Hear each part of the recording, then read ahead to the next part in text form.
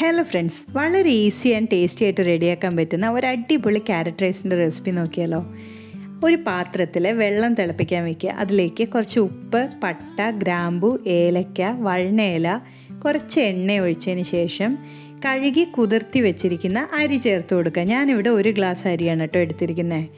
അരി നന്നായി വെന്ത് വരുമ്പോൾ നമുക്ക് ഈ ഏലക്കയൊക്കെ ഒന്ന് മാറ്റി കൊടുക്കാം. അതൊക്കെ നമുക്ക് ചോറിൽ കടിക്കുമ്പോൾ ഒരു സുഖം ഉണ്ടാവില്ലല്ലോ. അപ്പോൾ അതൊക്കെ ഒന്ന് മാറ്റി കൊടുക്കാം. നമ്മുടെ അരി നന്നായി വെന്ത് വന്നിട്ടുണ്ട് കേട്ടോ ഇവിടെ. ഇനി ഒരു പാത്രത്തിൽ കുറച്ച് എണ്ണ ചൂടാക്കി അതിൽ കനം കുറച്ച് നീളത്തിൽ അരിഞ്ഞ് വെച്ചിരിക്കുന്ന സവാള ചേർത്ത് കൊടുക്കാം.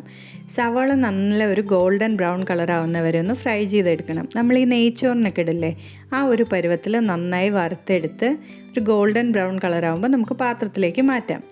ഇനി വേറൊരു പാത്രത്തിൽ കുറച്ച് എണ്ണയും 1 സ്പൂൺ നെയ്യ് ഒഴിച്ചിട്ട് നന്നായി ഒന്ന് ചൂടാക്കിയെടുക്കുക. എണ്ണയും നെയ്യും നന്നായി ചൂടായി വരുമ്പോൾ അതിലേക്ക് ഒരു 10-15 അണ്ടിപ്പരിപ്പും കുറച്ച് മുന്തിരിയും കൂടിയും ചേർത്ത് കൊടുക്കുക. അണ്ടിപ്പരിപ്പ് ഒന്ന് മൂത്ത് വരുമ്പോഴാണ് കേട്ടോ മുന്തിരി ചേർക്കേണ്ടത്.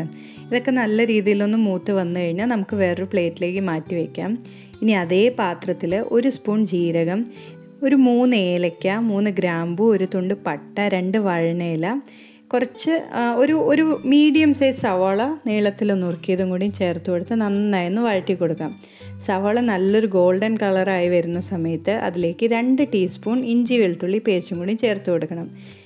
അതൊന്ന് നന്നായി പച്ചമണമൊക്കെ മാറി വരുമ്പോൾ ഒരു പച്ചമുളക് നുറുക്കിയതും ഒരു 1.5 വലിയ ക്യാരറ്റ് നന്നായി ഗ്രേറ്റ് ചെയ്തെടുത്തതും കൂടി ചേർത്ത് നന്നായി ഒന്ന് വാട്ടി കൊടുക്കുക. ക്യാരറ്റ് ഒരുപാട് വേവേണ്ട കാര്യമില്ല, ജസ്റ്റ് ഒന്ന് വാടി വന്നാൽ മതി. അങ്ങനെ വാടി വരുമ്പോഴത്തേക്കും ആവശ്യത്തിന് ഉപ്പ് ഇട്ട് കൊടുത്തിട്ട് നമ്മൾ വേവിച്ച് വെച്ചിരിക്കുന്ന അരി, വറുത്ത് വെച്ചിട്ടുള്ള അണ്ടിപ്പരിപ്പ്, മുന്തിരി, അതേപോലെ സവാള, ഇതൊക്കെ നമുക്ക് ഇതിലേക്ക് ചേർത്ത് കൊടുക്കാം.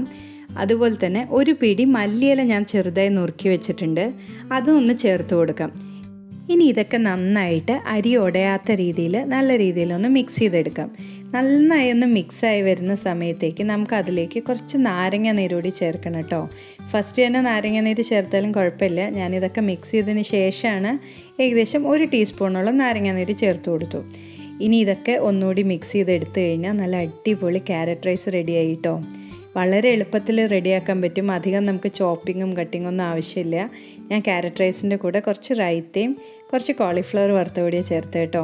ഈ റെസിപ്പി നിങ്ങളെല്ലാവരും ഒന്ന് വീട്ടിൽ ട്രൈ ചെയ്ത് നോക്കണം. ലഞ്ച് ബോക്സിലേക്കൊക്കെ രാവിലെ പെട്ടെന്ന് റെഡിയാക്കി എടുക്കാൻ പറ്റുന്നതാണ്. എല്ലാവരും ട്രൈ ചെയ്ത അഭിപ്രായങ്ങളൊക്കെ പറയുക. അടുത്തൊരു വീഡിയോ കാണുന്നവരേക്കും താങ്ക് യു ആൻഡ് ബൈ.